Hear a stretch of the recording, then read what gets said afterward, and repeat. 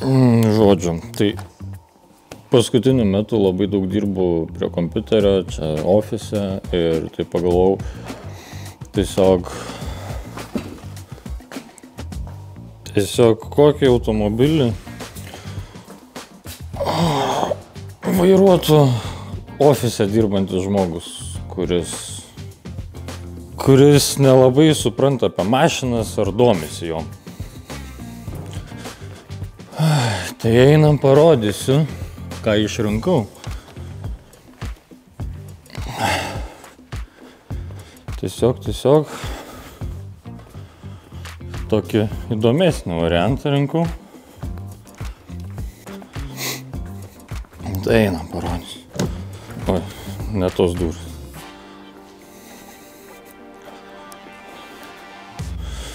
Kartais pasiklyst gali, čia eina ratais, kvadratais ir ne ten išeina. Tai manau šitas, bandom jau. Tai va, einam parodysiu tą automobilį, kurį aš išrinkau. Tai štai ir jis.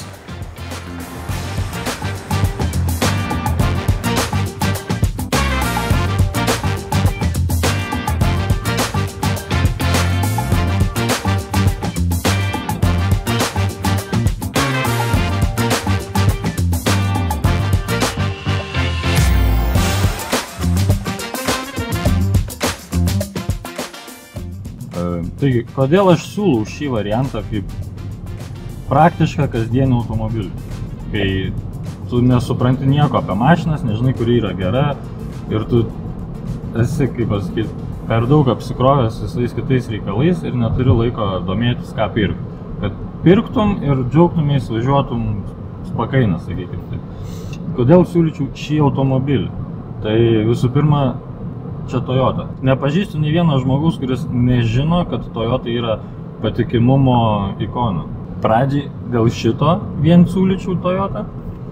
O kodėl būtent šį modelį, Corolla Universalą, tai Universalas praktiškiau už hatchbacką, manau akivaizdu, bet esu važiavęs su senesniem Corollom, tai jos nėra blogos, bet jaučiasi japoniški bajeriai. Tai pataupyta ant salono medžiagų, salone daugiau plasmasės ir panašiai. Tai jaučiasi tas toks japonas, o čia jau šių metų variante tai truputį kokybės jau atsirado.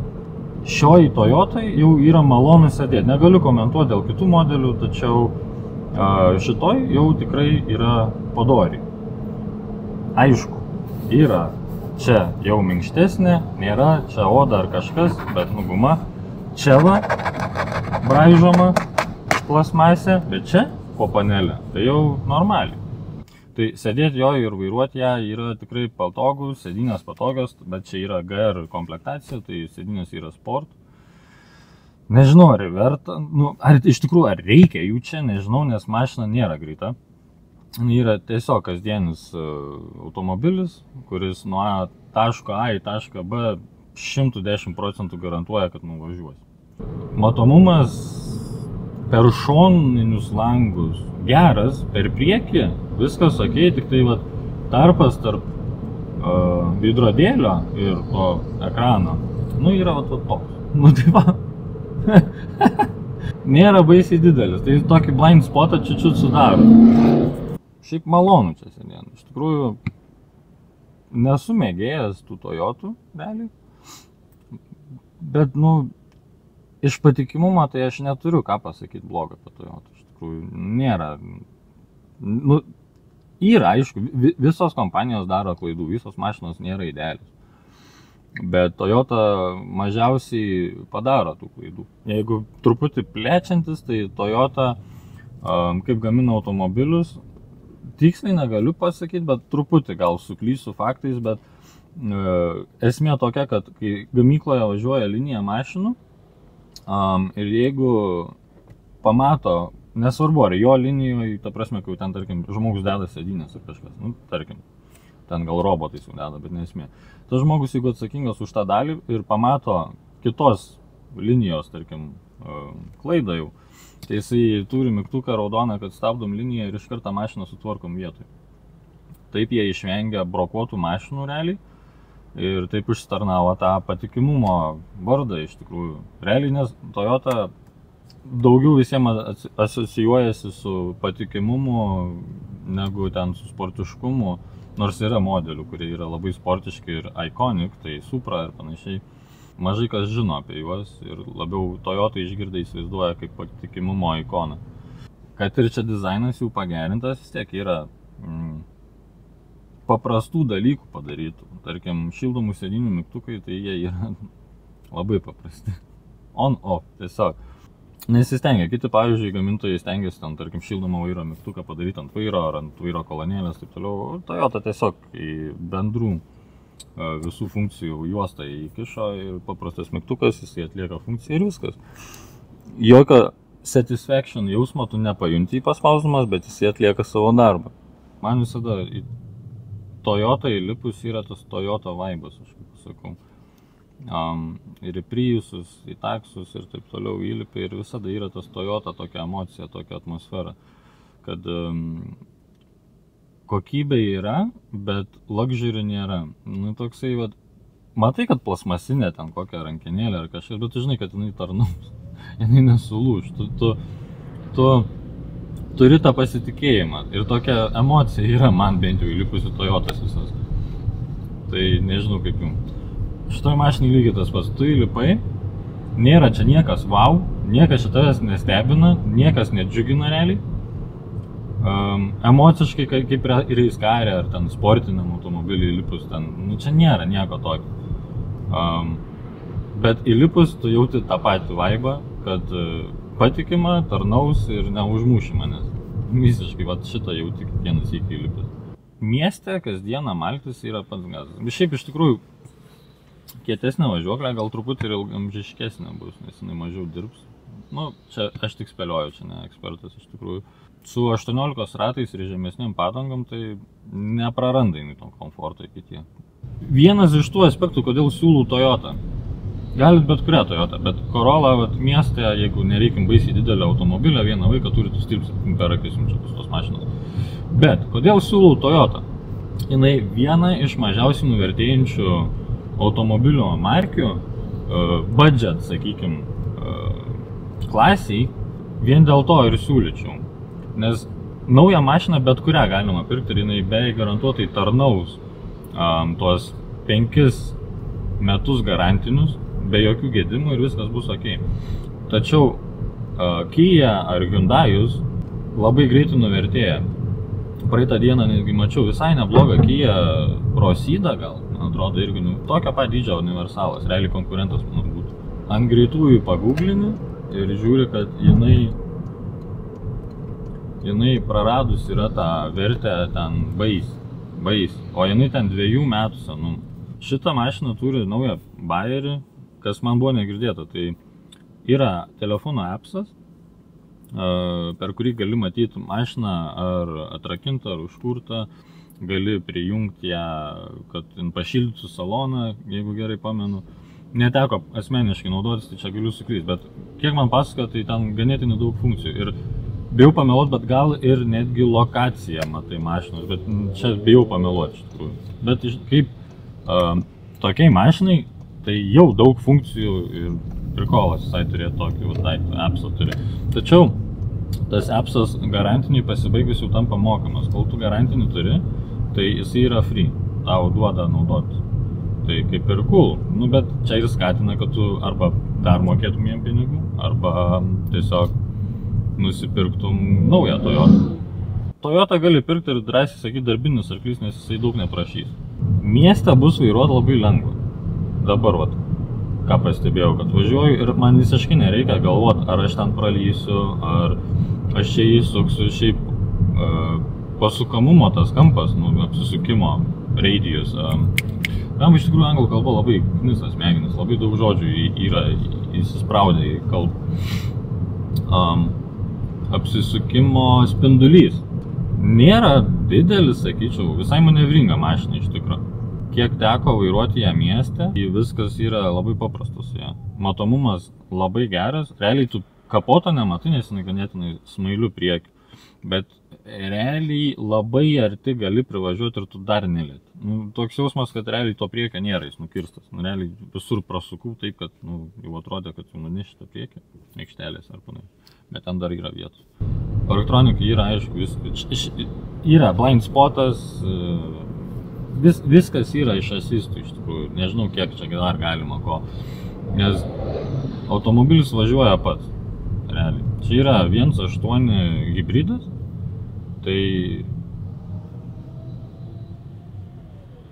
nežinau, nesu fan, čia ir minusas man realiai. Kasdienai taip. Tam, kam siūlau šitą mašiną, apie ką eina tema, taip, čia labai geras variantas. Man vaibelis įlipus kaip pas... Realiai, čia yra mūsų asmeninė mašina, taip pasakysiu, mes ją naudojam dažnai. Bet kiekvieną sykį, tarkim, nuvežiam klientui mašiną ir įlipu, kad mane parvežtų. Visada jausmas kaip į Priusą pas taksiorą įlipčiau. Nu, man čia asmeninis. Nes tas tyliai čia viską... Ir šiaip iš tikrųjų atbula, jinai labai juokingą garsą daro. Kaip ateiviai ir dvėlaivis iš filmuko, kad nusileidžia toks... Toksai. Labai juokinga iš tikrųjų. Yra tų tokių smagių dalykų čia. Čia nėra ką heitint, realiai. Čia yra aiški mašina, kokia jos paskirtis. Ir jinai sąlyginai gerai atlieka savo darbą. Ir šita Toyota yra kaip mama, ta prasme. Jin tavim pasirūpins, sušildys, nes obviously šildymas veikia ir sėdynės šildomas ir vairas. Jinai tavim sušildys, pasirūpins,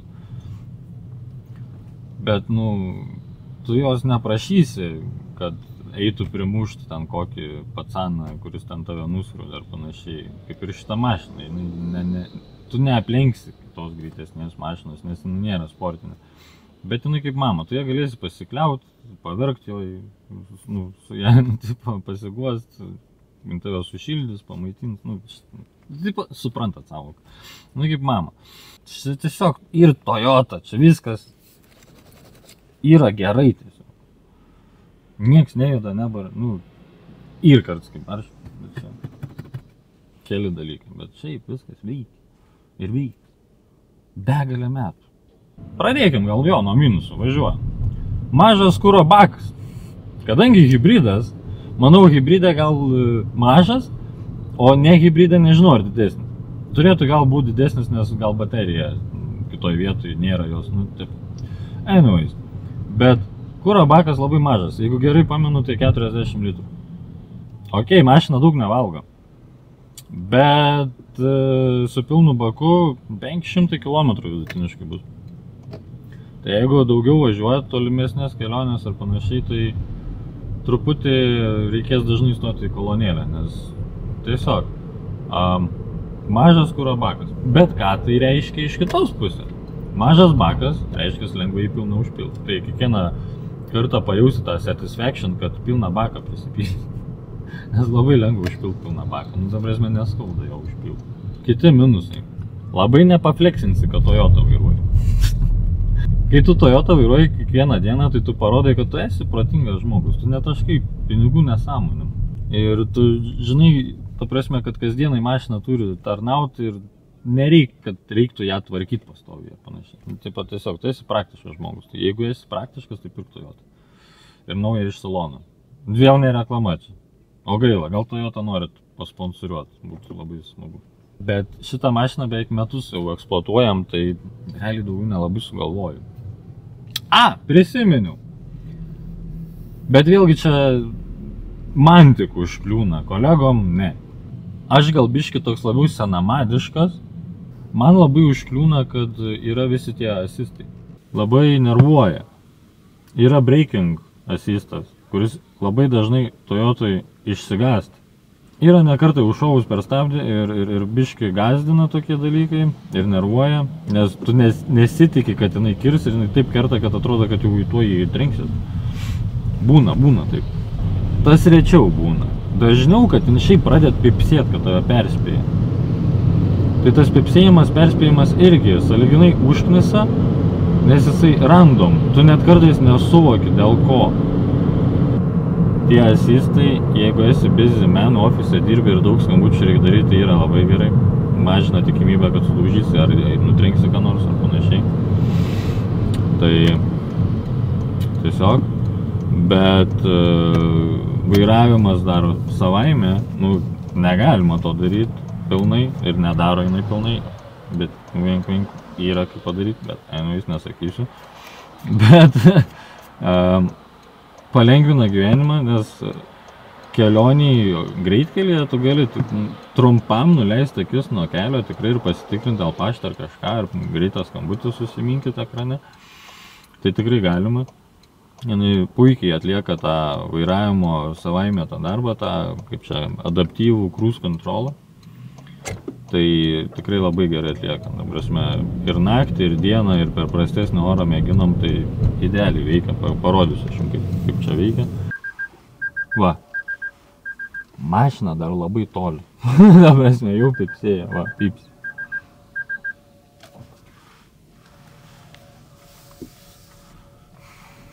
Gazdina tave be reikalo šitas aparatas.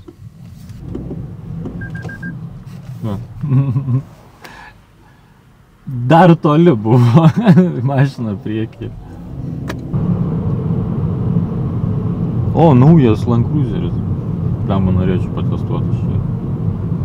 Čia aš neprigimdysiu jums, žinokit, kad čia ten dinaminis vairavimas čia gali nerti pozą, nu nėra, čia ne apie tai mašina. Čia tiesiai šviesiai sakau, čia yra visiškai darbinis arklys kasdieną. Į bagažinę tilps visi maišai ir ten šunį mėdalo, ten šiam litrų ir žodžių, tiesiog viskas tilps. Elektrinis skidelis, ar ne, jau darosi nebe naujiena, realiai visas naujas mašinas deda į. Tai šitoj mašinoj aš gal pasigendu apsukų variklio, nematai. Bet jų kaip ir nereikia, nes tu nekontroliuoji variklio visiškai niekaip. Jinai pati sprendžia, kada jai pajudėti su elektra, kada jau reikia motorą, tai kaip ir nereikia. Ir plius čia variatorius lyg ir nepamenu, kas iš tikro. Bet man atrodo, kad čia biškai įdomiau viskas veikia. O dabar, pavyzdžiui, visiškai su elektra pajudėjau ir tiesiog man rodo charge, eco arba power. Viskas, čia mano apsukos. Kai įsijungia lempos, naktinis tas režimas, tarkime, tunelį važiavai, tai labai pritemsta vaizdas, labai pritemsta. Tai realiai tunelyje gerai, bet netgi po tiltų, kai palendi dienos metu, tai kartais užfiksuoja, kad lempas reikia jungti. Ir tada viskas pritemsta, tai kartais iki tiek pritemsta, kad ten realiai nebelabai matai, ką ten rodo. Tai dabar važiuojam per trinkeles Vilniaus prie katedros. Komfortas ir, sakau, nėra, čia ne ant kaip debesų, bet tikrai kaip, ne ant taburetės, sėdėtum, kratytumės, purtytumės. Nėra čia blogai. Čia yra realiai, sakau, kaip ir minėjau prieš tai, yra tiek, kiek reikia. Labai teisingai padaryta tiesiog. Nemeluosiu, netgi kai pavažinėjau su ją, netgi žiūrėjau savo nusipirkti kasdienai tokią mašiną, nes tiesiog gera mašina. Pamiršti, kad reikės ją tvarkyti, kad jinai ar sugės, ar nenuvažiuosiu kur nors. Tai tikrai geras variantas, iš tikrųjų. Aš kasdienės mašinas renkuosi gan piki labai, tipo iš rankus esu. Tų kabliukų labai ieškau, kad man ir iš išorės, ir iš vidaus būtų patogu. Jo, man čia gal trūktų odinių sėdynių, nes tiesiog praktiškiau, lengviau valyti. Tai šitas man gal neatitiktų manęs, bet manau yra opcija, kad galima pasirinkti. Bet šiaip iš praktiškumo, tai vietos yra čia pakankamai, garso izoliacija pakankamai gera, komfortas pakankamas.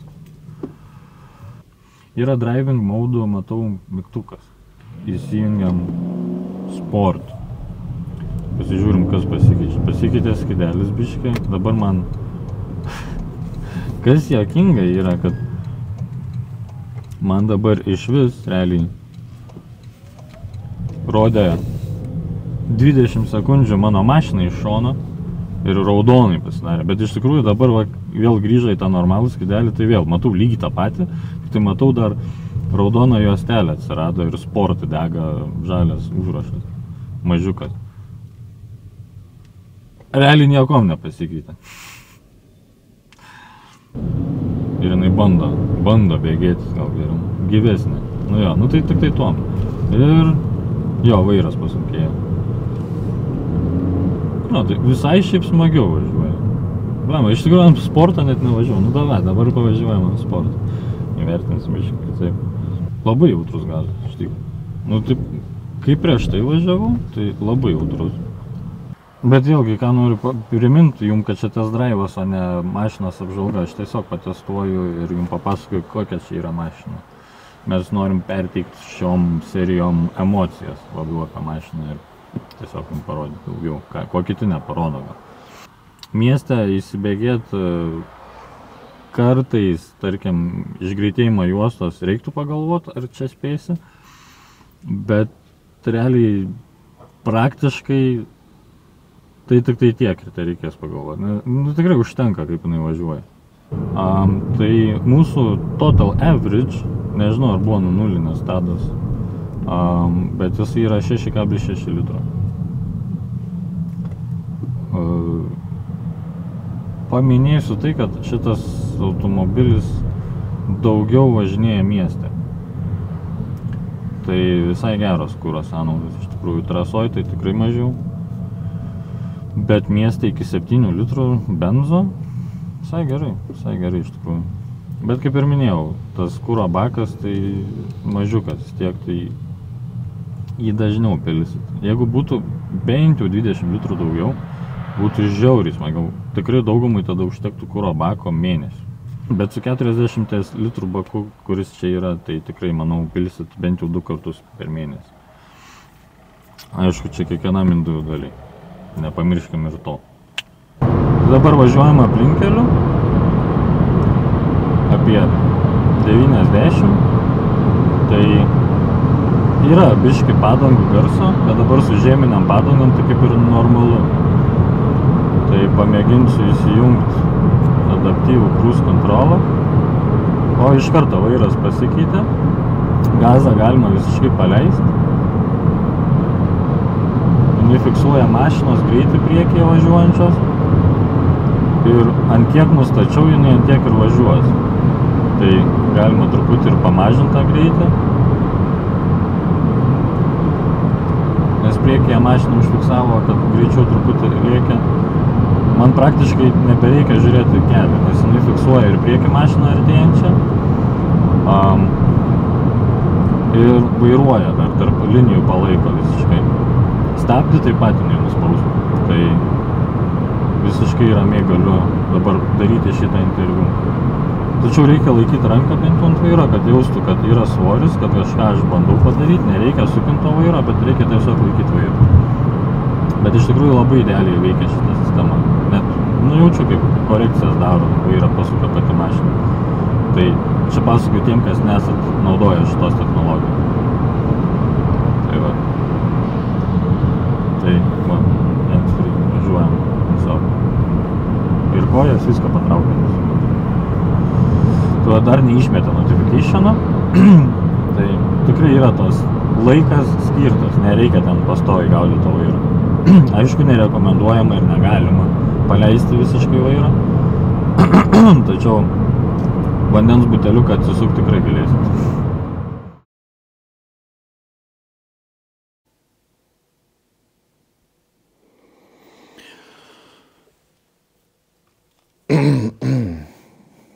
Sveiki. Tai taip gavosi, kad per skubėjimą gal, ar nežinau per ką, per nuovargį gal truputį. Nepadariau video pabaigos, tai norėjau padaryti dabar, montuodamas. Tai ačiū, kad žiūrėjote ir būtų labai smagu, jei subscribe paspaustumėt, like ir pasidalintumėt su draugais. Ir norėjau paprašyti, kad pabalsuotumėt gal netgi, kurį sekantį test drive'ą norėtumėt, kad įkelčiau. nes turiu 3 mašinas nufilmavęs, tai būtų mūsų Exploreris, Porsche Cayenne Turbo ir BMW F31, paprastas dizeliukas. Tai pakomentuokit, jeigu dažiūrėjot iki galo ir tikrai žiūrit visą video, tai komentaruose parašykit, kurį sekantį norit, kad įkelčiau. Duodu šį sykį jums pasirinkti, ką norit greičiau pamatyti. Tai ačiū dar sykį, kad žiūrėjot ir gerų šventų kalėdų, linksmų. Jo. Tai gerai, einu toliau montuoti, tai iki kito.